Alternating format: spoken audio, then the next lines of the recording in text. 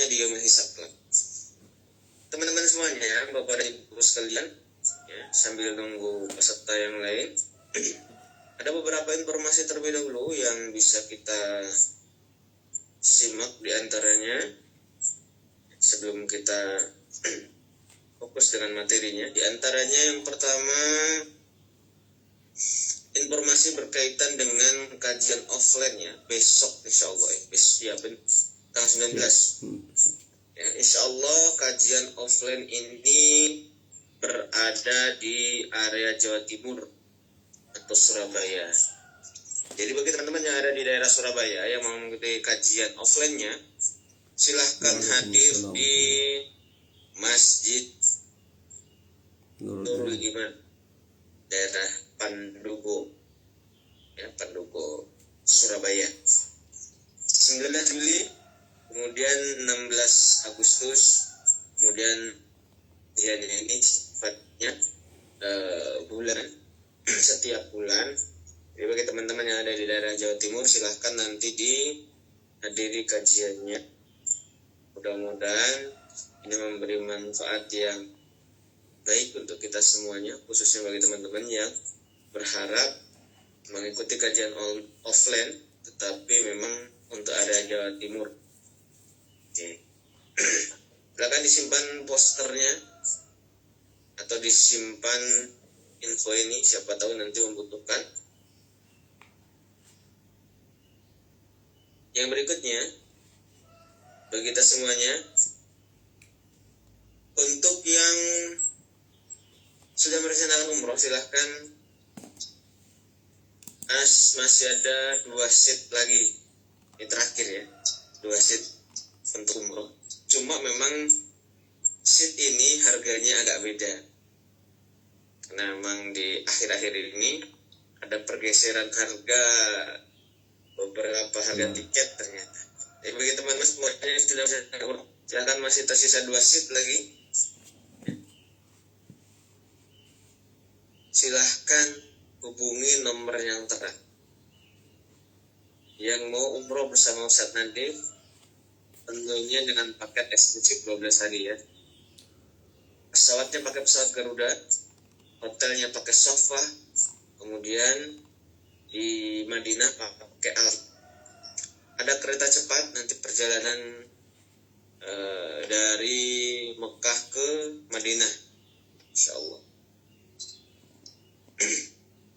Untuk informasi bagi teman-teman semuanya, silahkan disimpan nomornya atau posternya. Ini masih ada 2 seat lagi.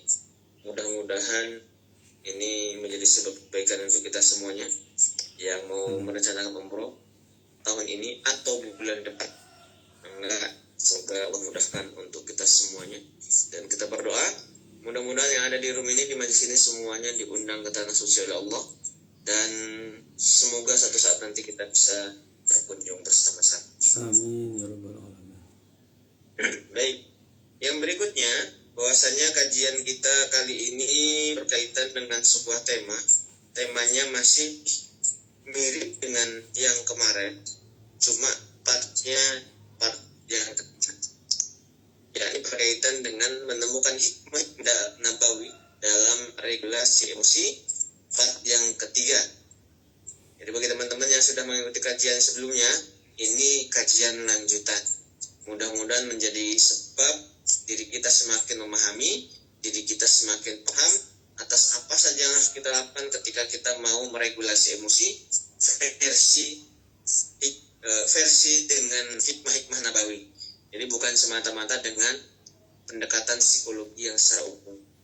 Jadi kalau nanti berkaitan dengan regulasi emosi, pendekatan Islami, pendekatan dengan hikmah-hikmah nabawi, maka hal ini sangat cocok untuk kita insya Allah. Apakah nanti ada sesi pertanyaan? Silahkan nanti ketika mau bertanya, tanyakan saja, diketik langsung ya, via chat ya, karena memang tidak ada sesi tanya jawab ya. Ketika nanti ada pertanyaan, silahkan diketik langsung di chatnya, atau nanti ketika sudah selesai kajian ini, silahkan nanti ketika ada pertanyaan, bertanya di grup WhatsApp KRM 10-8. Jadi bagi teman-teman yang mau bertanya, silahkan nanti bertanya di grup WhatsApp KRM setelah kajiannya selesai. ya. Atau misalkan nanti mau menanyakan hal-hal yang berkaitan dengan apapun sebetulnya boleh ya, tetapi nanti memang sifatnya hal-hal yang umum dan masih bisa dikonsumsi publik, silahkan tanyakan di grup WhatsApp KRM. Kalau misalkan terlalu privasi, silahkan nanti japri nomor Ustaz, ya, meskipun nanti tidak semua pertanyaan yang ditanyakan dibalas, kecuali memang yang urgen atau memang yang membutuhkan balasan. Mudah-mudahan apa yang kita lakukan ini menjadi sebab kebaikan untuk kita semuanya, insyaallah. Baik. Yang berikutnya mengingatkan bahwasanya untuk senantiasa meluruskan niatnya semata-mata karena Allah. Mudah-mudahan dengan niat yang benar, niat yang lurus, itu menjadi sebab kemudahan kebaikan untuk kita semuanya, memahami ilmu yang disampaikan oleh guru kita. Yang berikutnya mengingatkan untuk menyiapkan alat tulisnya, buku, pulpen, tablet, HP, untuk menulis, merangkum ya, apa yang disampaikan oleh guru kita. Mudah-mudahan mudah kita pahami dan mengerti ketika kita menulis atau mencatatnya. Buat kita semuanya, mengingatkan lagi khususnya untuk menutup auratnya, khususnya untuk ibu-ibu, ya, tutup auratnya karena khawatir nanti kameranya kebuka tanpa disengaja, ya, supaya tidak nampak auratnya kepada orang lain, sehingga hal-hal yang tidak kita inginkan tidak terjadi. Untuk mempersingkat waktu, kita buka terlebih dahulu dengan membaca basmalah secara bersama-sama. Bismillahirrahmanirrahim. Kepada Ustadz untuk waktu dan tempat dipersilahkan. Bismillahirrahmanirrahim. Audionya. Oh iya, maaf. Bismillahirrahmanirrahim. Assalamualaikum warahmatullahi wabarakatuh. Alhamdulillah wassalatu wassalamu ala Rasulillah wa ala alihi wa sahbihi wa mawalah. Rabbi shrah li sadri wa yassir li amri wahlul 'uqdatam min lisani yafqahu qawli. Subhanaka la ilma lana illa ma 'allamtana innaka antal alimul hakim. Alhamdulillah, Bapak Ibu sekalian, kita haturkan rasa syukur kita kepada Allah dengan mengucapkan alhamdulillahirabbil alamin. Hari ini Allah mudahkan kita kembali hadir di majelis ini. Semoga Allah senantiasa karuniakan kebaikan, keberkahan untuk kita semua. Allah bimbing kita dalam setiap urusan. Allah berikan petunjuk kita untuk keluar dari kegelapan menuju cahaya. Allah sembuhkan kita dari semua sakit, zahir dan batin. Semoga Allah mudahkan urusan kita semua, insyaallah. Amin ya rabbal alamin. Kita aturkan salawat serta salam untuk baginda kita semua dan mengucapkan Allahumma shalli ala Muhammad wa ala ali Muhammad. Alhamdulillah, di kesempatan yang lalu kita telah membahas tentang salah satu emosi yang dikabarkan dalam Al-Quran, yaitu tentang rasa amarah.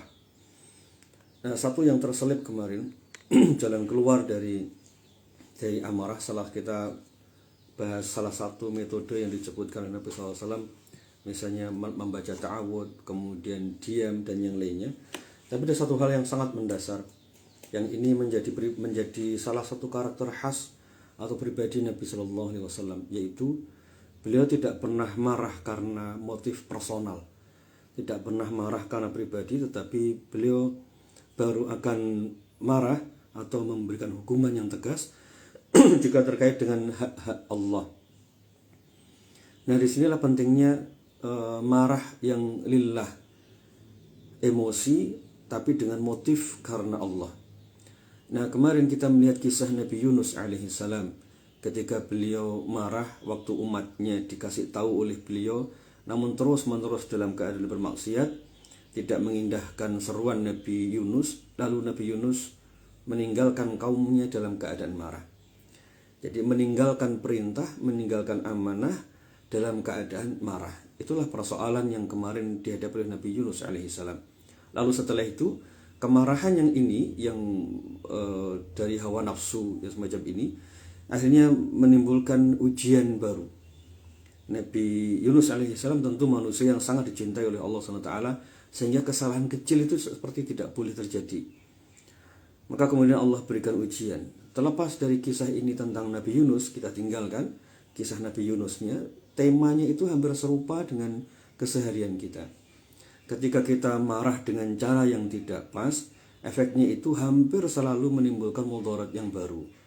Jadi inilah kenapa akhirnya kita perlu berlindung dari marah yang berlebihan. Tapi pada saat yang sama, marah itu memang tetap harus ada karena itu fitrah alami kita. Nah, marah yang tidak menimbulkan mudarat baru adalah marah yang disebabkan atau motifnya itu karena Allah. Istri tidak taat pada suami, lalu kita sebagai para suami lalu menegur istri dengan tegas, maka hal ini benar. Itu adalah marah yang syar'i, itu adalah marah yang benar. Marah yang benar itu satu akan mencegah kita insya Allah dari mudarat baru karena kita melakukannya semua karena Allah. Justru Allah akan menjaga kita. Yang di IG apakah suara saya kecil? Mudah-mudahan enggak ya. Ini karena mikrofonnya sudah dekat. Kemudian marah lillah itu menyebabkan kita punya seperti punya argumentasi bahwa kita melakukan sesuatu yang benar, dan itu menyebabkan kita tidak mengalami cemas atau merasa bersalah.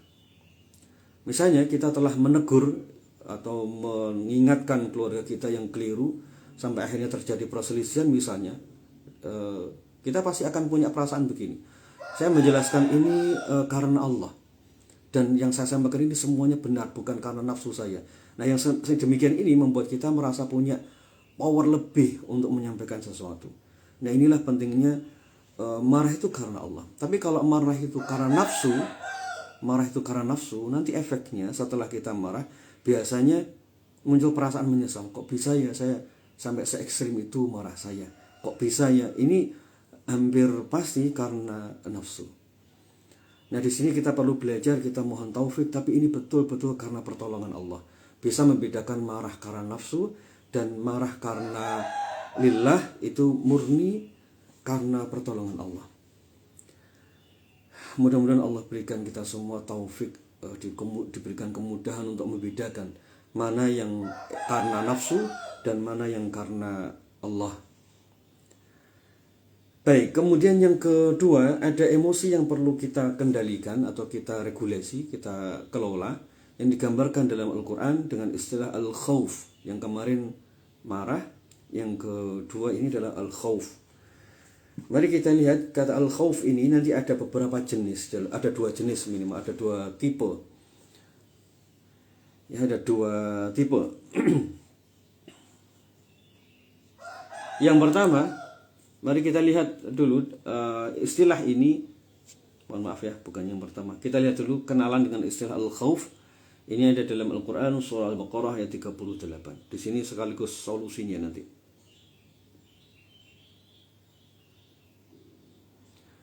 Bagaimana jika menjelaskan kepada istri tapi malah saya ditegur? Tidak apa-apa, terus sampaikan mana yang benar, mana yang salah. Tidak usah khawatir dengan sesuatu yang benar. Nanti pada saatnya semua orang akan menerima hal yang benar itu. Hanya soal waktu. Yang penting jangan menyampaikan dengan berlebih-lebihan. Baik, mari kita lihat dulu dalam surah Al-Baqarah ayat 38. A'udzu billahi minasyaitonir rajim. Qul nahbitu minha jami'an. Fa imma ya'tiyannakum minni hudan faman tabi'a hudaya fala khaufun 'alaihim wa la hum yahzanun. Dan turunlah kamu semua dari surga itu. Ini perintah Allah kepada Nabi Adam dan Hawa, termasuk juga iblis ketika diusir dari langit. Kemudian jika datang petunjukku kepadamu, maka barang siapa mengikuti petunjukku, niscaya tidak ada al-khawf, tidak ada khawfun alaihim, fala khawfun alaihim walahum yahzanun. Tidak ada rasa takut, cemas, khawatir, dan tidak pula ada perasaan sedih. Jadi khawf itu kadang dimaknai atau diartikan dengan rasa takut, kadang dimaknai dengan rasa khawatir atau cemas. Serumpun dengan itu. Ya, serumpun dengan tema ini.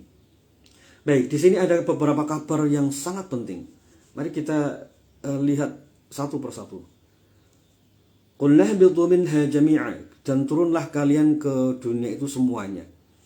Jadi Nabi Adam dan Ibunda Hawa, beliau berdua akhirnya menghadapi sebuah kehidupan yang sangat berbeda dengan fase sebelumnya. Fase sebelumnya kan enak di surga.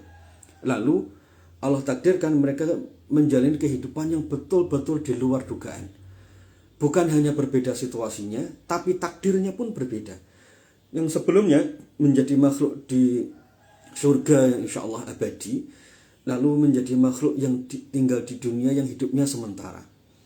Lalu harus merasakan sakit, harus merasakan penderitaan, melahirkan, memasak, dan yang lainnya. Bahkan Nabi Adam alaihissalam ketika diturunkan di dunia hanya dibekali dengan beberapa lembar daun dan makanan dari surga, yang itu juga akan habis. Jadi fase kehidupan yang sangat berbeda.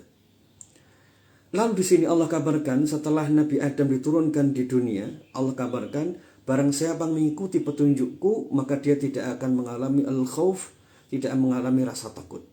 Jadi di situ ada satu kunci penting. Siapa yang mengikuti petunjuk Allah maka dia tidak akan mengalami efek berupa al-khauf, rasa takut, juga al-hazan atau kesedihan. Berarti salah satu yang akan terjadi pada kita atau pada Nabi Adam nanti adalah peristiwa yang membuat jiwa menjadi takut. Itu karakter khas dunia. Kemudian mengalami kesedihan, itu karakter khas dunia.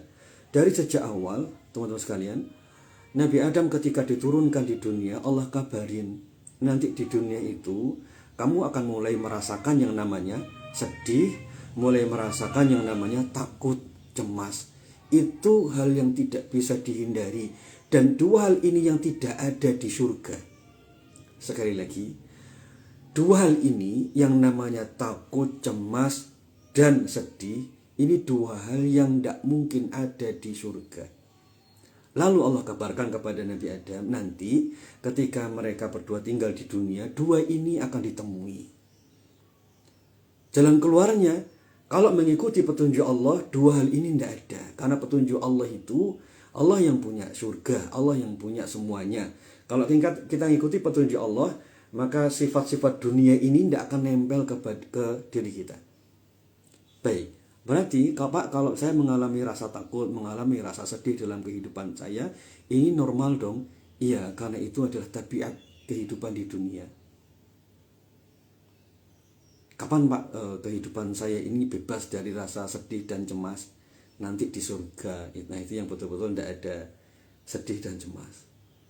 Ridho ya, berarti ini karakter kehidupan dunia kita. Bismillah kita ridho, ini karakter kehidupan di dunia. Sejak awal Allah kasih tahu kepada Nabi Adam, dua hal ini akan ditemui. Jadi kita semua akan menemui ini. Nanti anak yang biasanya hidup bersama kita, kita besarkan, kita jamin semuanya kebutuhannya. Nanti setelah itu dia sekolah, kuliah. Nah, dua hal ini pasti ini akan ketemu dengan rasa takut dan kesedihan. Pasti akan ketemu dengan salah satu di antara ini. Ini tabiat hidup kita semua. Kita siapkan diri kita. Baik, mari kita lihat penjelasan Dr. Sulaiman Ashqar dan di tafsir As-Sa'di. Kata Dr. Sulaiman Ashqar, yang dimaksud dengan khauf, fala khaufun di sini, maksudnya adalah kekhawatiran terhadap apa yang akan terjadi di masa depan. Kebayang ya, jadi beliau dulu di surga, lalu tinggal di dunia, nanti ini gimana? Jadi rasa takut terhadap masa depan itu hampir akan selalu muncul pada diri anak Adam, kita semua. Tidak bisa dihindari. Jadi al-khauf itu kadang nanti akan dimaknai dengan ham. Kemarin masih ingat ya, jadi di antara tema-tema emosi negatif yang disebutkan dalam Al-Qur'an, kemarin kita tentang ghadab, kemudian hari ini tentang khauf. Nah, khauf ini nanti dia akan melahirkan sebuah problem yang bernama ham atau kecemasan. Yang ini Nabi SAW mengajari kita untuk berlindung darinya. Kalau khauf itu masih alami, masih normal. Kalau muncul berlebih-lebihan nanti menjadi penyakit batin atau penyakit kejiwaan, yang istilah yang dipakai berbeda, yaitu al-ham. Baik, jadi dari penjelasan Dr. Sulaiman Ashqar ini kita menemukan satu clue baru. Oh, berarti dari khauf yang tadi itu normal, yang dialami oleh Nabi Adam, lalu pelan-pelan al-khauf ini berubah menjadi problem psikis. Jika tidak dikendalikan, jika tidak dikelola, muncul menjadi problem psikis bernama al-ham, kecemasan. Nah, inilah yang kemudian Nabi SAW mengajari kita sebuah doa. Allahumma inni a'udzubika minal hammi wal hazan. Ini cemas, sedih yang kategorinya sudah destruktif, sudah merusak mental kita dan sudah merusak badan kita. Nah, kita berlindung dari itu. Tapi Nabi Shallallahu Alaihi Wasallam tidak mengajari kita berlindung dari al-khawf. Beda ya. Jadi yang diminta perlindungan adalah dari al-ham. Ham itu sebuah perasaan yang lebih ekstrim dari al-khawf, yang efeknya mengganggu kita menjalankan kewajiban. Itu al-ham. Sehingga Nabi mengajari kita, Allahumma inni a'udzubika minal ham.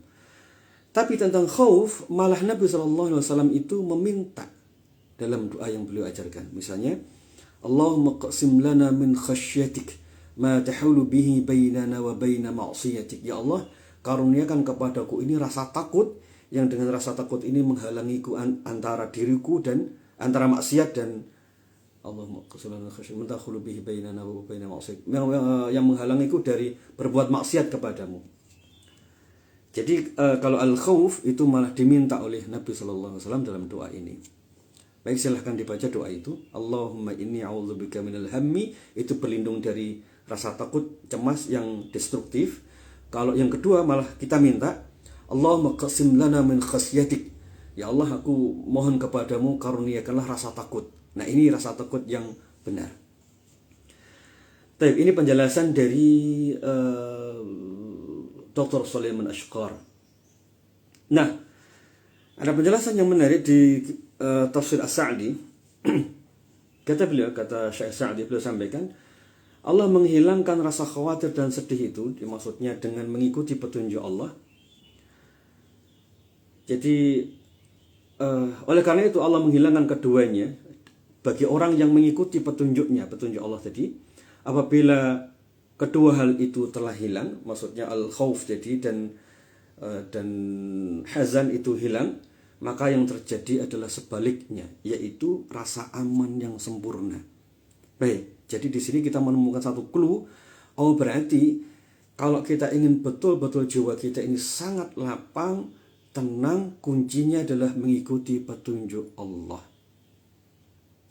Berarti apakah ini bisa apakah emosi model begini bisa kita regulasi secara psikis saja, Pak? Saya bisa katakan iya sebagiannya, sebagiannya tidak. Yang tidak bisa itu satu-satunya jalan adalah mengikuti petunjuk Allah Subhanahu wa taala. Nanti kita akan lihat penjelasan Ibnul Jauzi di kitab beliau tentang hal ini. Jadi, ini titik poin yang sedikit membedakan, apakah regulasi emosi atau mengelola emosi itu murni tentang tema psikis? Saya bisa katakan tidak.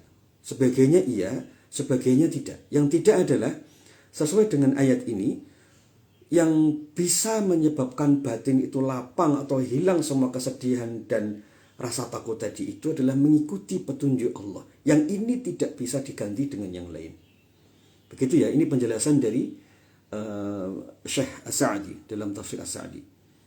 Jadi ada kecemasan yang tidak bisa dihilangkan dengan pendekatan psikis saja, iya. Yang ini hanya bisa dilakukan dengan pendekatan Qur'ani atau mengikuti petunjuk Allah SWT. Tapi berarti ini cara berpikirnya, oh berarti meregulasi emosi atau mengelola emosi, saya tidak cukup dong dengan mempelajari di internet, mempelajari konsep psikis, mengikuti pelatihan rilis emosi negatif. Ya, itu masalah di satu bagian. Tapi di bagian yang lain itu pendekatannya harus Qur'ani. Kenapa bisa demikian? Nah, nanti setelah ini ada penjelasan dari Ibnul Jauzi. Jadi itu frame-nya ya. Jadi ada rasa takut yang pendekatannya harus holistik, pendekatan yang psikis sekaligus pendekatan Qur'ani. Nah, dari penjelasan para ulama ini, akhirnya kita bisa menemukan salah satu definisi yang disebutkan oleh Ibnu Qudamah di Minhajul Qasidin. Dari penjelasan beberapa ulama tadi tentang tafsir tadi, maka kita bisa menemukan definisi yang sangat relevan untuk mendiagnosa diri kita atau meraba apa yang ada dalam jiwa kita. Kata Ibnu Qudamah di Minhajul Qasidin, al-khawf itu adalah masa penantian terhadap sesuatu yang dibenci, yang tidak disukai, yang terjadi di masa depan. Jadi al-khawf itu perasaan tidak nyaman terhadap sesuatu yang tidak disukai. Jadi Pak, kalau saya mengalami deg-degan berlebihan, rasa takut yang tidak bisa saya cegah, itu maknanya apa? Maknanya tanpa kita sadari jiwa kita itu sedang takut terhadap sesuatu yang kita rasakan tidak akan nyaman.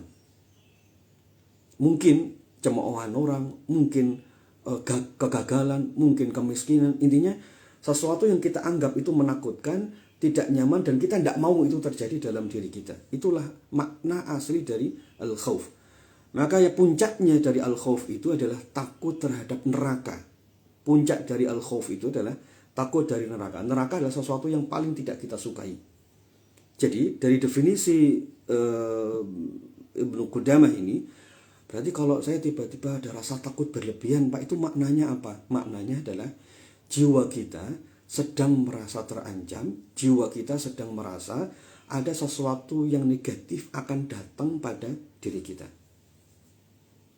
Baik, sampai di sini bisa difahami ya. Jadi al-khauf itu artinya tanpa kita sadari. Ini kalau khaufnya tidak kita sadari, Pak, ya itu kategorinya termasuk ham tadi. Kalau tidak kita sadari, itu artinya jiwa kita tiba-tiba menangkap informasi, atau tiba-tiba jiwa kita ini merekam peristiwa yang sangat kita takuti, tidak kita inginkan terjadi, atau kita anggap menyakitkan, atau kita anggap membuat hidup kita akan menderita, ancaman, dan yang serupa dengan itu. Oke, sampai di sini clear? Oh, berarti ini sebenarnya jiwa saya sedang menangkap sinyal sesuatu yang membahayakan. Ya, begitu maksudnya. Al-khauf itu situasinya kayak begitu. Ini penjelasan dari Ibnu Qudamah. Nah, kalau begitu, kalau jiwa saya seperti menangkap sesuatu yang sangat menakutkan, mengancam hidup saya, berarti jalan keluarnya bagaimana? Itulah kenapa akhirnya jalan keluarnya adalah harus bertawakal kepada Allah. Baik, mari kita lihat dulu penjelasan sebagian ulama tentang tentang kategorisasi al-khauf ini. Yang pertama ada al-khauf yang sifatnya itu adalah syar'i. Ini rasa takut yang sifatnya spiritual, yang ini benar dan harus ada. Rasa takut yang sifatnya benar dan harus ada. Mari kita kelompokkan dulu, ada 3 jenis al-khauf, nanti kita berada di bagian yang mana. Yang pertama adalah rasa takut yang sifatnya ini spiritual. Ini yang syar'i, ini yang tanda-tanda dari keimanan. Yaitu rasa takut ini yaitu takut kepada Allah Subhanahu wa taala, yang membuat kita akhirnya bertakwa kepada Allah, menjauhi apa yang Allah larang, dan mendekatkan diri kepada Allah. Rasa takut yang ini tidak membuat kita menjauh dari yang kita takuti, tetapi justru semakin mendekat. Kalau takut yang kedua nanti, itu takut yang alami atau selama ini kita alami. Kalau kita misalnya takut binatang, kita menjauh. Tapi kalau takut yang didasari karena iman, karena takut kepada Allah, itu membuat kita melangkah mendekat kepada Allah. Nah, ini adalah takut yang benar. Mari kita lihat dalam surah Ali Imran ayat 175. Sesungguhnya mereka tidak lain hanyalah syaitan yang menakut-nakuti kalian. Jadi ada takut dari syaitan dan kawan-kawannya.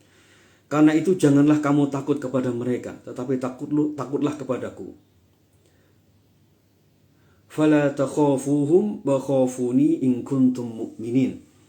Janganlah kamu takut kepada mereka, namun takutlah kepadaku. Jadi di sini takut yang jenis ini adalah takut kepada Allah, dan ini perintah, ini harus punya. Bahkan kalau kita tidak punya rasa takut ini, malah bahaya. Karena ini sebagian dari tanda-tanda dari keimanan. Imam Qurtubi menjelaskan begini. Orang yang takut adalah orang yang takut mendapatkan azab dari Allah di dunia dan akhirat. Bukanlah orang yang takut itu yang menangis atau menyapu kedua matanya karena menangis. Akan tetapi yang dimaksud dengan takut itu adalah meninggalkan apa yang dia takut karenanya dia akan disiksa atau menerima azab. Jadi takut yang pertama ini adalah takut karena Allah, lalu ekspresinya adalah meninggalkan apa yang Allah murkai. Bukan menangis, bukan tentang ekspresi diri yang berlebihan, bukan. Tapi definisi takut yang pertama ini adalah takut kepada Allah, lalu ekspresinya meninggalkan apa yang Allah larang. Pak, saya mengalami kecemasan. Oke, setelah mengalami kecemasan, mengalami rasa takut, lalu setelah itu bermaksiat.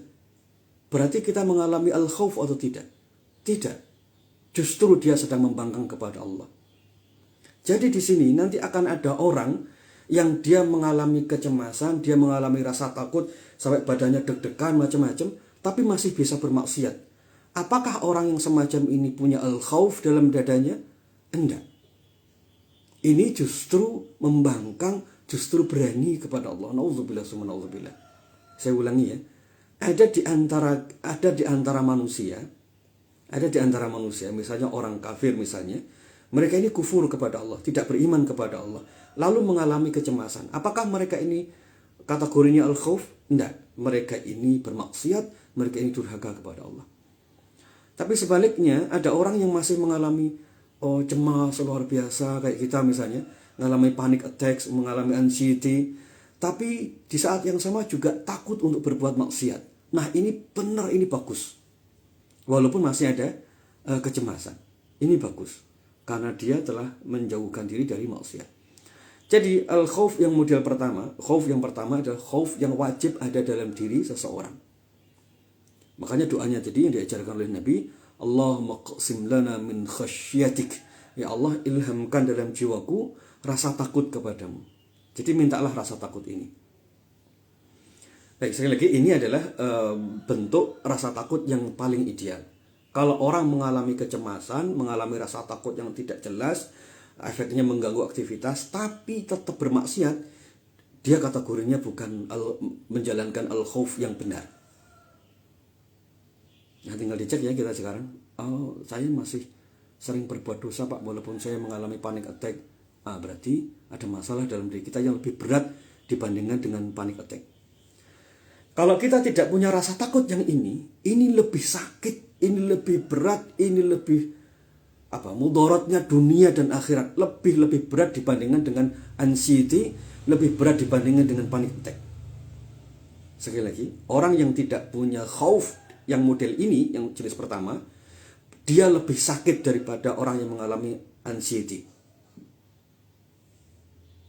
Pak, berarti kalau ada orang bermaksiat, dia lebih berat dibandingkan dengan yang mengalami anxiety. Orang yang berani melanggar perintah Allah, orang yang berani mengabaikan amanah, dia lebih berat problemnya dibandingkan dengan yang mengalami panic attack. Baik, sampai di sini bisa difahami poin ini ya. Berarti kita perlu bersyukur kalau hari ini Allah mudahkan kita taat kepadanya, menjalankan ibadah, menjauhi apa yang Allah murkai. Alhamdulillah. Berarti insya Allah walaupun kita mengalami panic attack, mengalami anxiety, insya Allah ya masih bagus lah, insya Allah masih bagus. Gitu ya. Hafal doanya ya. Allahumma qsim lana min khasyatik ma tahulu bihi bainana wa baina ma'siyatik. Silahkan di copy yang sudah nemu doanya, silahkan dibagikan di grup. Harus hafal doa itu. Baik, yang kedua ada khauf yang sifatnya tabi'i, takut yang sifatnya alami. Ini fitrah alami diri kita. Misalnya, yang Allah kabarkan kepada kita dalam kisahnya Nabi Musa alaihi salam di surah Al-Qasas ayat ke-21. Ini levelnya rasa takut yang levelnya di bawahnya yang tadi. Khauf yang hakiki, yang ini khauf yang sifatnya tabi'i, yang alami. Yang ini semua orang bisa mengalaminya. Baik, silakan doanya tadi, Allahumma qsim lana min khasyatik. Ketik ini aja di Google nanti ketemu doanya. Allahumma qsim lana min khasyatik. Hafalkan doa itu agar khauf kita yang ada dalam diri kita ini nanti gesernya ke khauf yang hakiki. Khauf yang imani sifatnya. Allahumma qsim lana min khasyatik. Nah, ketik itu aja nanti ketemu di Google. Silakan dibagikan di grup. Baik. Ya, betul. Ma tahulu bihi bainana wa baina ma'siyatik wa min ta'atik ma tuballighuna bihi jannatak wa min al-yaqini ma tuhawwinu bihi alaina masa'ib ad-dunya. Doanya agak panjang tapi bagus banget doa itu. Betulan? Luar biasa bagus isinya. Nanti silakan di share. Baik, yang kedua adalah khauf yang sifatnya tabi'i atau instingtif atau alami. Surah Al-Qasas ayat ke-21. Nah, ini Nabi Musa alaihissalam waktu itu beliau memukul salah satu juru masaknya Fir'aun sehingga kemudian meninggal. Nah, setelah itu beliau diburu oleh pasukan Fir'aun. Nah, disitulah kemudian beliau membuat sebuah keputusan untuk meninggalkan Mesir menuju Madian. Padahal beliau sebelumnya tidak pernah tahu luar kota atau luar negeri selain Mesir. Kemudian Allah sebutkan begini, maka keluarlah Musa dari kota itu dengan rasa takut dan khawatir. Fakharaja minha khaifan. Maka dia keluar dari negeri Mesir itu dalam keadaan takut. Ini adalah takut yang sifatnya tabi'i, takut sifatnya alami karena berhadapan dengan ancaman pembunuhan. Berarti kalau saya misalnya ketemu dengan teman yang jahat banget, ketemu dengan teman yang jahat banget lalu saya deg-degan, itu berarti normal. Oke, itu normal. Pak, saya ini kalau ketemu dengan mantan saya, mantan suami, mantan istri, itu bawaannya saya deg-degan karena masih ingat gimana kasarnya beliau, tangan beliau pernah mukul saya. Kalau saya lihat beliau di jalan itu langsung gemeter tangan saya. Itu normal. Itulah rasa takut tabi'i, rasa takut yang alami. Misalnya kita ketemu dengan binatang, kita ketemu dengan binatang yang menakutkan, ketemu dengan orang yang menakutkan, itu normal. Sekali lagi ini masih dalam batas normal. Pak, berarti kalau misalnya saya pernah dizalimi si fulan, dibentak setiap hari oleh majikan, dibentak setiap hari di kantor, lalu setelah itu ketika saya mau berangkat ke kantor deg-degan, badan lemes semua, itu normal? Iya, normal. Oke, itu normal. Karena ini adalah rasa takut yang hampir semua orang bisa mengalami hal yang serupa karena ada sesuatu yang mengancam diri kita. Jadi tadi definisi dari Ibnu Qudamah adalah sesuatu yang mengancam, lalu ekspresinya dalam diri kita disebut takut. Nah, ini dialami oleh Nabi Musa alaihissalam. Jadi peristiwa masa lalu, ini peristiwa masa lalu loh ya, yang dialami oleh Nabi Musa ini peristiwa masa lalu. Jadi peristiwa masa lalu beliau pernah memukul orang Kipti, lalu dia ingin meninggal, lalu orang-orangnya Fir'aun berusaha untuk membunuh Nabi Musa alaihissalam. Ini peristiwanya sudah terjadi dan sedang terjadi. Peristiwanya telah terjadi dan sedang terjadi. Lalu muncul rasa takut yang luar biasa dalam diri Nabi Musa. Akhirnya pilihannya adalah beliau meninggalkan Mesir. Jadi perhatikan poin ini. Berarti secara umum khauf yang tabi'i itu membuat kita akhirnya menghindar, menjauh dari sumber bencana. Itu alami banget. Beda dengan khauf yang imani, khauf yang hakiki tadi. Kita takut sekali kepada Allah, yang kita lakukan apa? Justru mendekat kepada Allah.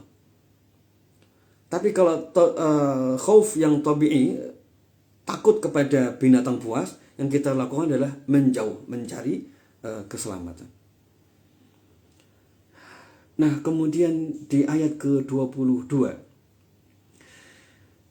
falamma tawajjaha tilqa'a Madyan, ketika Nabi Musa alaihissalam telah menghadapkan wajahnya ini badannya sudah menghadap ke arah Madian, kemudian beliau berdoa, asa rabbi ayyahdiyani sawa'as sabil, semoga Allah menunjukiku jalan yang benar. Berarti di sini hampir serupa dengan kisahnya Nabi Adam alaihissalam yang tadi dikabarkan dalam surah Baqarah, kalau mengikuti petunjuk Allah maka rasa takut itu akan hilang.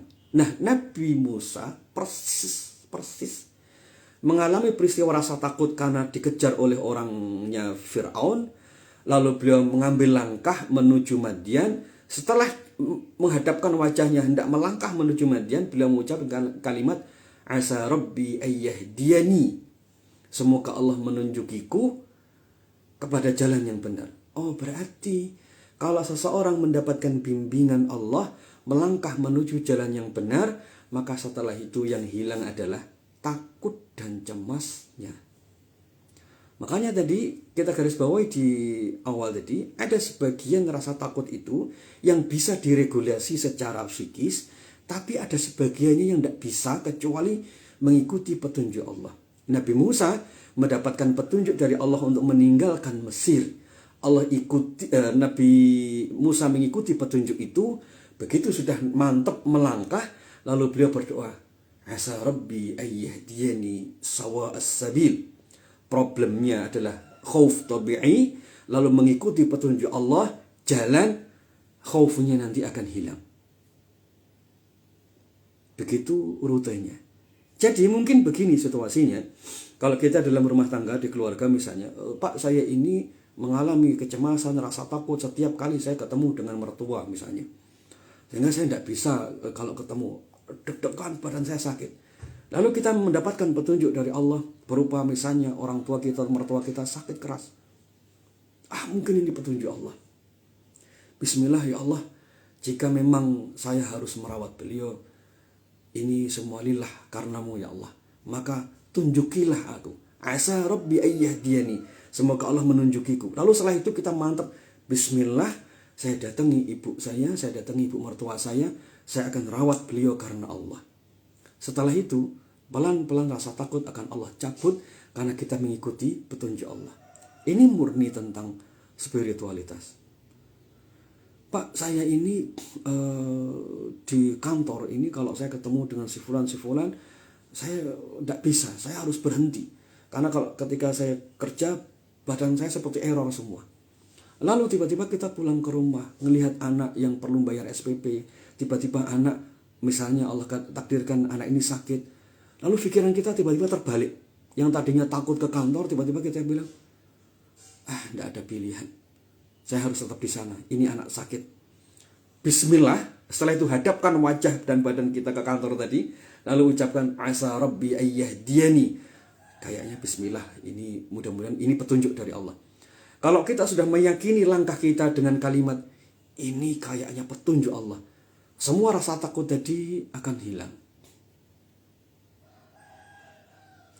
Meregulasi yang semacam ini atau mengelola perasaan semacam ini murni spiritualitas yang tidak bisa dikelola dengan pendekatan psikis semata. Ini murni tentang spiritualitas kita kepada Allah. Jadi begitu ya, ini jenis yang kedua, al-khauf yang sifatnya tabi'i atau instingtif atau alami, yang setiap orang bisa mengalaminya. Kemudian yang ketiga adalah khauf yang sifatnya al-wahm. Wahm itu seperti halusinasi atau problem kejiwaan. Yang ini Nabi SAW menyuruh kita berdoa berlindung darinya. Allahumma inni a'udzubika minal ham. Ini adalah jenis rasa takut yang sudah mengubah produktivitas, yang sudah merusak badan kita, yang sudah mengubah orientasi pikiran kita. Ini adalah khauf yang berubah dari khauf menjadi ham, menjadi cemas. Sebagainya muncul menjadi panic attack. Baik. Yang inilah kita perlu berlindung kepada Allah. Karena ini sudah kategorinya merusak. Yang jenis ketiga ini, kalau dia menjadi ibu, menjadi ayah, dia menjadi kesulitan menjalankan peran. Bukan hanya peran sebagai manusia, kadang juga tidak bisa menjalankan peran sebagai hamba. Contoh, mengalami rasa takut keluar rumah. Tiba-tiba akhirnya tidak bisa sholat jamaah di masjid. Tidak bisa melakukan sholat Jumat. Karena setiap kali sholat Jumat, duduk bersama orang banyak, keluar keringat dingin, deg-degan, akhirnya takut pengen lari dari sholat Jumat. Saya beberapa kali nemui kasus ini. Nah yang ini kategorinya musibah, ini kategorinya masalah. Yang ini juga bisa kategorinya gangguan syaitan. Ini juga bisa kategorinya terkena ain dan hasad. Ini juga bisa kategorinya kena sihir. Ini juga bisa jenisnya adalah problem kejiwaan karena peristiwa traumatik. Ini juga bisa karena ada problem fisik. Yang ini kategorinya perlu konseling, perlu terapi, perlu betul-betul diregulasi supaya amanah, kewajiban tetap bisa dijalankan. Nah, jenis ketiga inilah yang masalah. Kalau yang pertama dan kedua itu tidak masalah.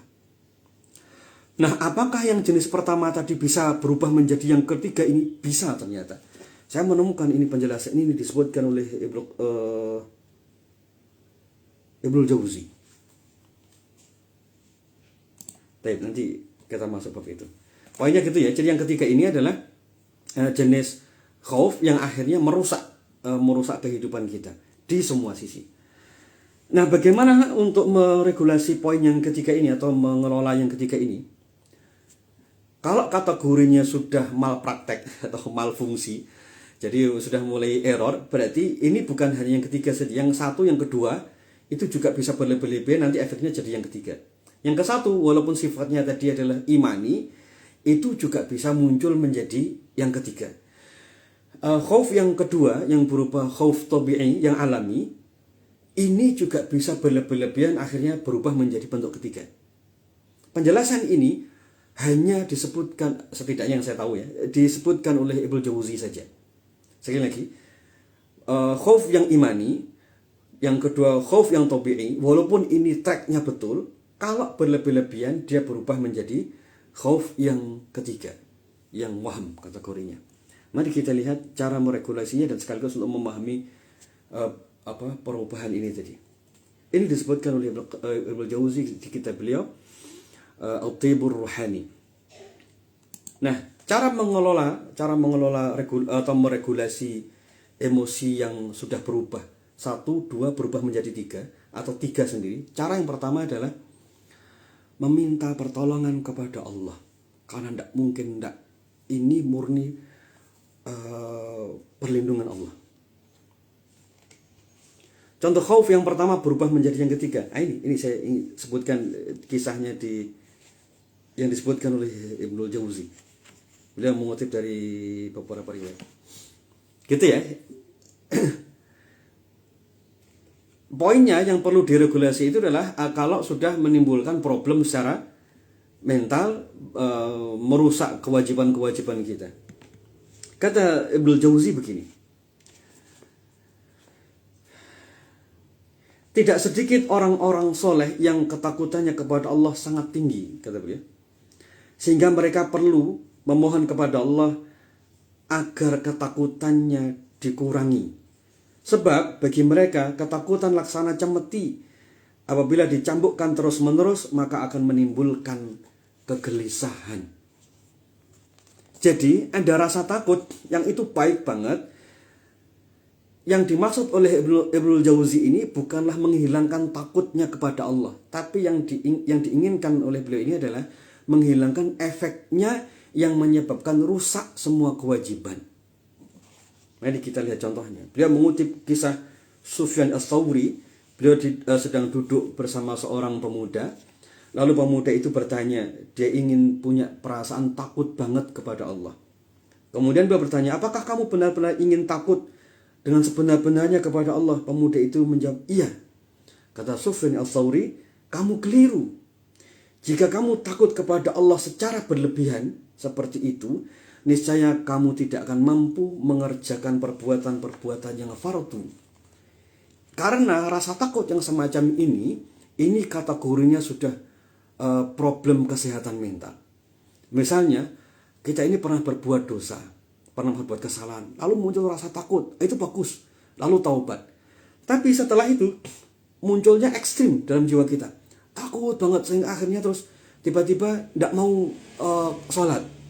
Ketika ditanya kenapa, saya takut pada Allah, cemas banget. Ketika saya ngambil air wudhu, tiba-tiba badan ini sakit semua. Ketika saya menggelar sajadah, tiba-tiba badan gemeter.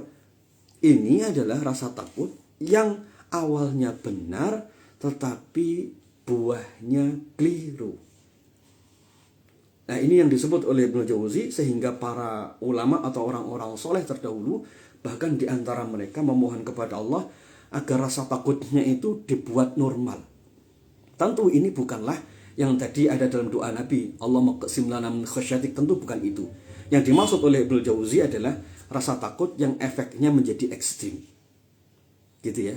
Nah, dari sini kita menemukan salah satu metode yang disebutkan oleh Ibnu Jauzi untuk meregulasi ini atau mengelola ini adalah dengan cara memohon pertolongan kepada Allah. Sehingga beliau sebutkan, tidak sedikit orang-orang soleh terdahulu yang sangat takut kepada Allah, mereka memohon pertolongan kepada Allah agar dikurangi rasa takutnya.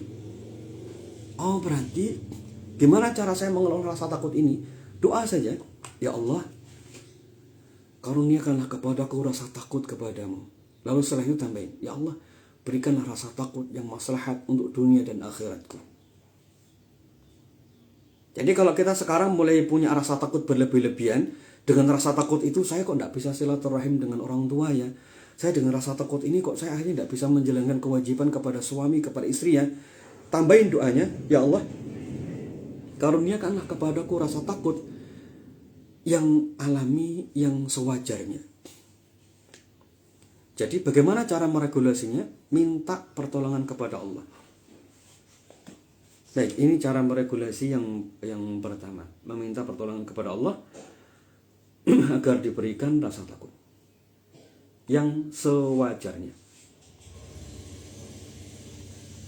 Baik, yang kedua, ada rasa takut itu, bentar, istilahnya apa istilahnya?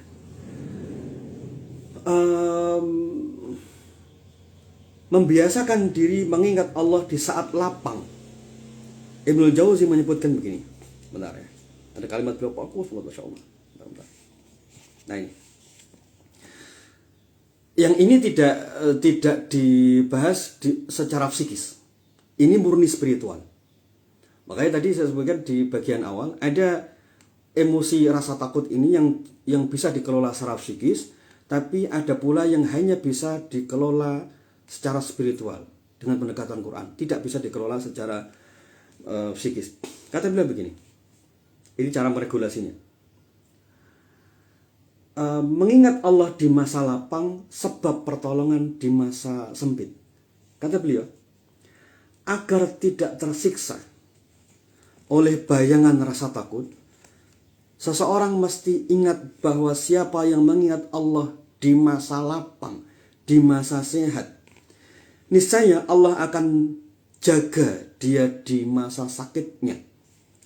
Siapa yang hatinya terpaut dengan Allah di masa sehat, di masa lapangnya tadi, niscaya seluruh gerak indranya dikendalikan langsung oleh Allah di saat dia sempit, di saat dia sakit tadi. Masya Allah, saya baru nemukan cara berpikir ini. Saya baru ngeh cara berpikir beliau begitu. Dan marojik yang beliau pakai adalah salah satu hadis Nabi SAW. Ta'arraf ilallah firraha. Ingatlah Allah di saat senang. Ya'rifka fi syiddah.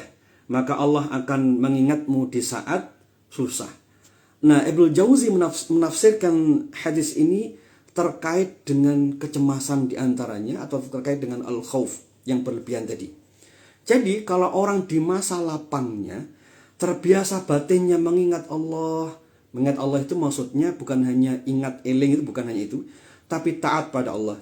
Kalau dia punya rezeki, dia gunakan untuk ketaatan. Dia punya waktu, digunakan untuk ketaatan, digunakan untuk ibadah. Isi hidupnya itu adalah dengan Allah SWT.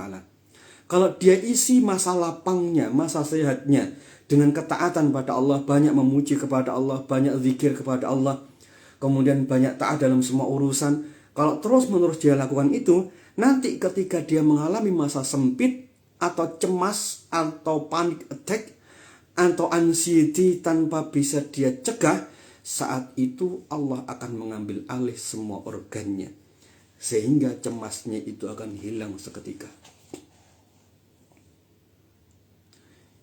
Oh, berarti ini model meregulasi emosi yang di luar dugaan kita semua ya. Ternyata cara meregulasi emosinya justru sebelum emosi itu terjadi. Caranya adalah manfaatkan waktu-waktu lapang kita, manfaatkan waktu-waktu sehat kita untuk Allah. Pak, saya biasanya ketika keluar rumah saya panik. Oke, berarti sekarang waktu kita sedang lapang, gunakanlah keluar rumah itu untuk ketaatan kepada Allah. Pak, saya biasanya kalau saya sendirian, tiba-tiba saya sering cemas. Baik, berarti sekarang sebelum cemas itu terjadi, waktu Anda sendirian, gunakanlah waktu sendirian itu untuk mengingat Allah. Zikir, ngaji, untuk kebaikan, untuk taklim, untuk sedekah, dan yang lainnya. Pak, biasanya kalau saya sedang berbaring, tiba-tiba badan saya rasanya tidak nyaman, rasanya takut banget. Baik, berarti waktu dalam kondisi lapang, waktu Anda sedang berbaring, gunakan untuk mengingat, memuji kepada Allah, untuk bersyukur kepada Allah.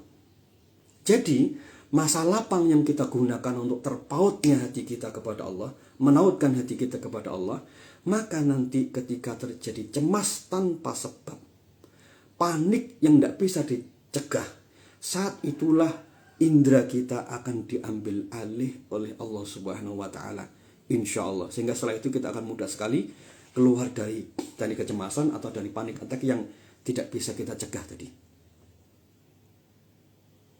Bisa kebayang ya situasinya ya. Semoga Allah berikan taufik kepada kita. Ini yang kedua, cara mengelola emosi.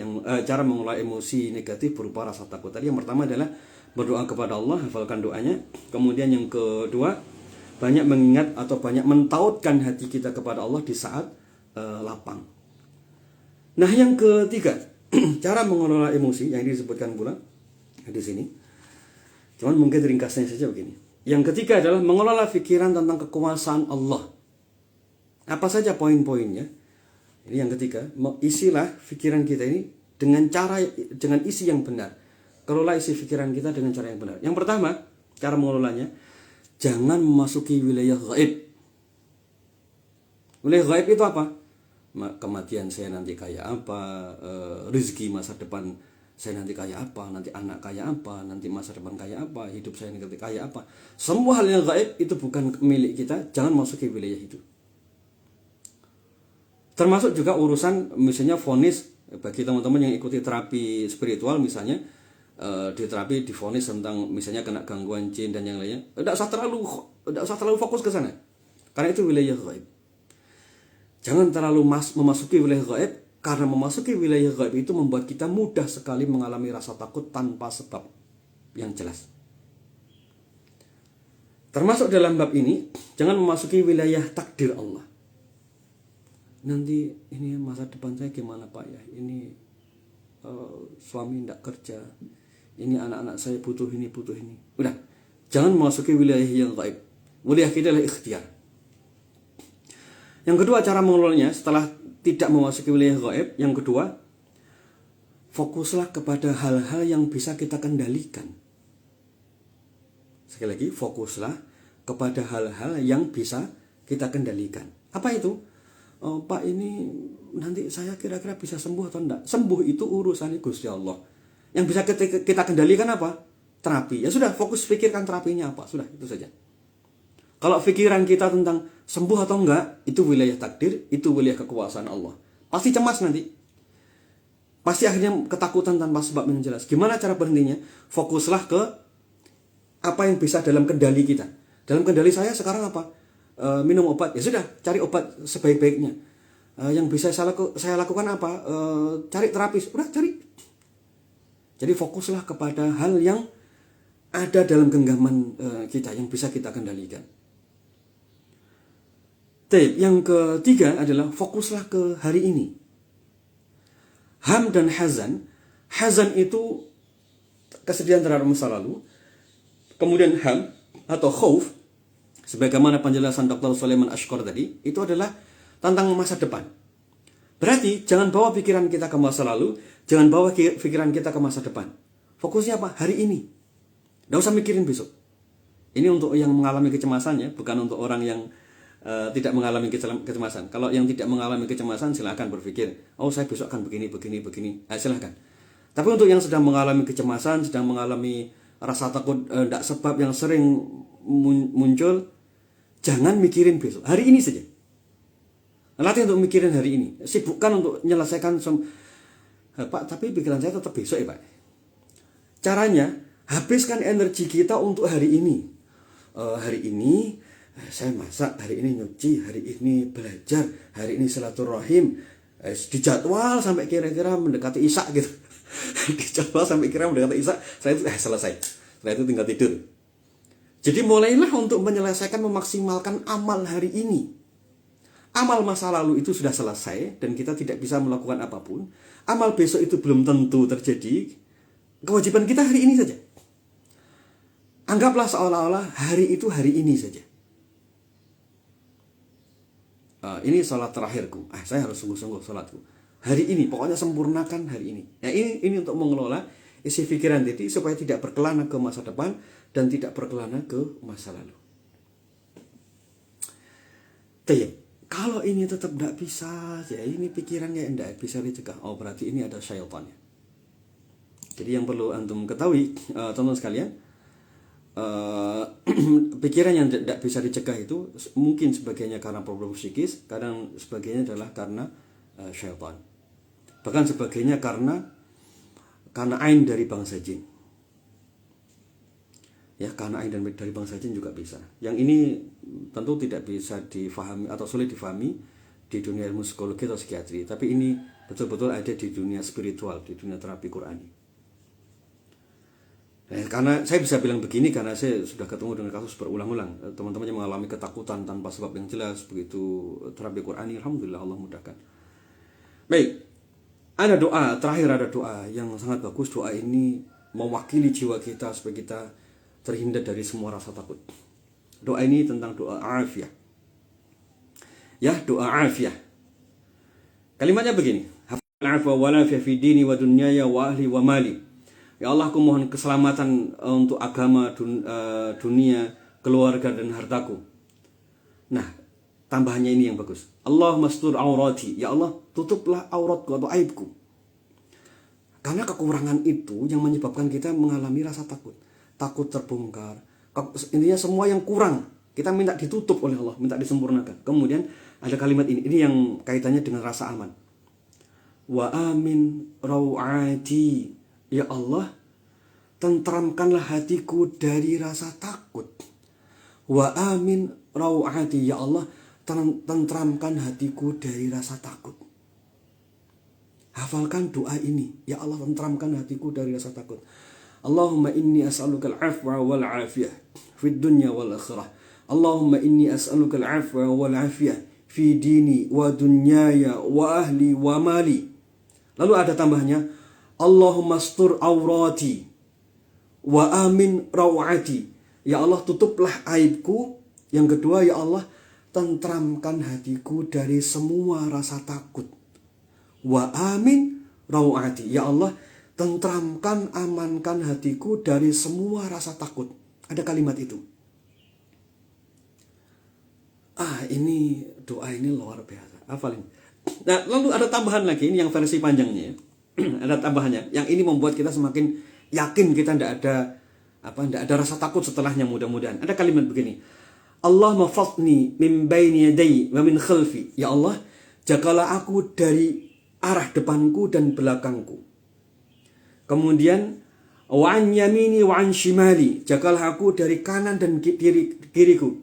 Wa min fawqi. Jagalah dari arah atasku. Wa a'udzubika bi'azamatika an ughtal min tahti. Dan jagalah diriku dari gangguan, dari sambaran dari arah bawahku. Jadi minta perlindungan dari depan, dari belakang, dari kanan dan dari kiri. Di sini ada istilah yang sedikit berbeda. Yang dari depan itu adalah sesuatu, dari depan dan belakang itu dari sesuatu yang mengancam yang kita ketahui. Yang sifatnya itu min itu sebuah ancaman yang sifatnya itu tegak lurus, langsung direct ke dalam diri kita. Jadi dari orang yang buruk, dari orang jahat, dari ancaman, dari arah depan. Dari belakang, dari ancaman sesuatu yang kita tidak ketahui yang sifatnya itu direct langsung mengancam. Jadi orang yang berbuat buruk, membuat makar dari arah belakang kita. Kemudian dari kanan, an yamini, an itu berbeda dengan min. An itu sesuatu yang sifatnya membelokkan juga bisa atau melampaui bisa. Jadi di sini seringkali ditafsirkan sesuatu yang sifatnya abstrak. Yang kanan itu yang baik, sesuatu yang membahayakan, yang bisa merusak amal soleh. Misalnya dari ujub, sombong, takabur. Dari arah kanan. Kemudian dari arah kiri, itu maksudnya bahaya yang membuat kita akhirnya jatuh pada keburukan. Jadi depan itu bahaya yang mengancam jiwa, raga, emosi dari depan dan belakang kita. Mengancam harta kita, mengancam keselamatan dunia dan akhirat kita. Kalau kanan, itu bahaya yang bisa menyebabkan rusaknya semua amal soleh kita. Ini bisikan syaitan. misalnya kita ujub, sombong, riak, ya, pamer amal soleh, ini bahaya dari arah kanan. Kemudian bahaya dari arah kiri, terjerumus pada maksiat, durhaka kepada Allah, ini dari arah kiri. Nah, rasa aman tadi kita minta, wa amin rawahati, ya Allah tentramkan hatiku dari semua rasa takut. Rasa takut apa? Ancaman dari depan, ancaman dari belakang, ancaman dari kanan, ancaman dari kiri, ancaman dari atas, dan ancaman dari bawah. Kalau ini kita baca rasanya itu betul-betul tentram gitu batin. Fahami lalu baca seperti yang kita bahas ini. Ulang-ulang. Allahumma inna nas'aluka al-'afwa wal 'afiyah fid dunya wal akhirah. Dan seterusnya. Allahumma astur aurati wa amin rawati, dan seterusnya. Nanti silakan baca doa ini. Kalau doa ini kita baca, insyaallah batin itu lapang dan betul-betul selamat. Rasa takut tadi, definisi yang disebutkan oleh Ibnu Qudamah adalah perasaan atau penantian terhadap sesuatu yang mengancam di masa depan. Nah, doa ini tadi, wa amin rawati, itu menjaga kita, memagari diri kita dari sesuatu yang mengancam. Depan, belakang, atas, kanan, kiri, dan bawah. Nah, orang yang telah mendapatkan afiyah dengan membaca doa ini, maka semua rasa takutnya itu akan hilang. Yang mengancam amalnya sehingga rusak, yang mengancam atau menjerumuskan dia pada maksiat, yang mengancam akan menghancurkan hidupnya dunia dan akhirat, itu akan hilang. Silakan hafalkan doa ini. Sudah biasa dibaca atau sebenarnya ya, doa pagi dan sore. Padahal ini erat kaitannya dengan problem mental health. Ini erat kaitannya dengan itu. Dan lebih dari itu malahan. Karena ini menyelamatkan dunia dan akhirat. Nah, konklusinya teman-teman sekalian, inilah yang tadi saya sebutkan di awal, bahwa mengelola emosi negatif bernama al-khawf ini, sebagiannya itu memang bisa diselesaikan dengan pendekatan psikis, konseling misalnya, tapi sebagiannya tidak bisa. Karena ada jenis rasa takut atau emosi tadi yang itu hanya bisa dikelola dengan model terapi Qur'ani. Nah, tadi misalnya contoh yang disebutkan oleh Ibnu Jauzi, beliau menyebutkan sangat unik sekali. Ternyata ada momentum, ini yang menakjubkan ya, kata beliau, ada momentum Allah itu akan mengambil alih semua organ diri kita. Ini yang paling kita inginkan kan? Allah mengambil alih rasa cemas dalam dada kita. Allah mengambil alih semua rasa takut, khawatir dalam dada kita. Indra kita ini diambil alih. Gimana caranya?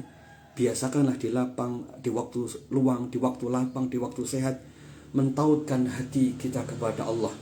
Maka di saat ada yang ingin menggoncang hati kita ada dalam kekuasaan Allah Subhanahu wa ta'ala.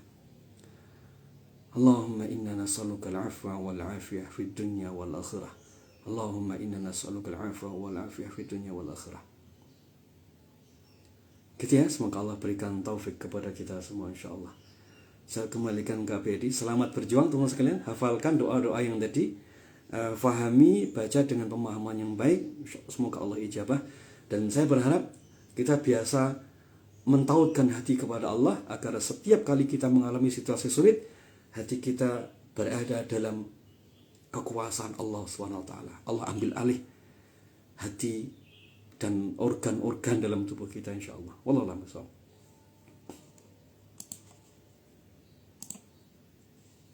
Alhamdulillah.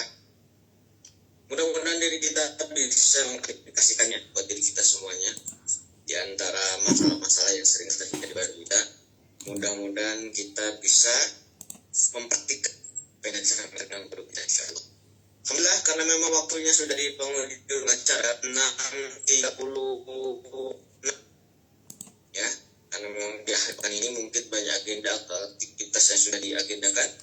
Mudah-mudahan dimudahkan kita bertemu kembali insyaallah di hari Selasa ya, di waktu yang sama jam 5.30. Informasi sebelum kita tutup bagi teman-teman yang ada di daerah Jawa Timur ya, pusat daerah Surabaya. Baik teman-teman sekalian yang ada di IG, insyaallah kita ketemu kembali pekan depan. Bagi yang ada di Surabaya dan sekitarnya, silahkan ke Masjid Nurul Iman di daerah Panduko, insyaallah besok pagi jam 8 ada sesi terapinya insyaallah. Silahkan di-share informasinya, nanti mungkin akan dibagikan lagi di grup. Kita akhiri dengan doa kafaratul majelis. Subhanakallah wa bihamdika asyhadu an la ilaha illa anta astaghfiruka wa atubu ilaik. Walafu minkum. Assalamualaikum warahmatullahi wabarakatuh.